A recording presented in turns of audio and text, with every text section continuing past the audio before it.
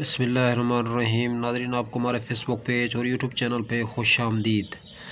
तो ये पास रखी जड़ी बूटी, इसका मिजाज क्या है और ये किस मर्ज़ की दवा है, तो इस वीडियो में हम जानेंगे। नाज़रीन, ये जड़ी बूटी जो है गर्म तर मिजाज रखने वाली जड़ी बूटियों में से एक जड़ी बूटी है। तो इसका जो मसले है वो गाय का दूध है।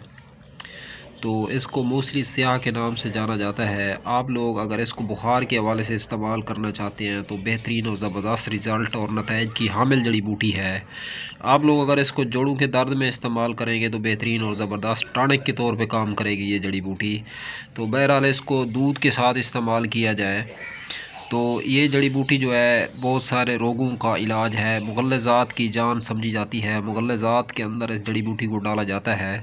तो और भी इसके जो है बहुत ज़्यादा बेनिफिट और फ़वाइद हैं। तो बहरहाल बुखार के लिए ये मुजर्रब अल मुजर्रब जो है मानी जाती है। मिक़दार ख़ुराक के हवाले से बात की जाए तो आधा चम्मच सुबह दोपहर शाम सादा पानी के साथ इस्तेमाल कर लें तो बुखार इंशाअल्लाह टूट जाएगा।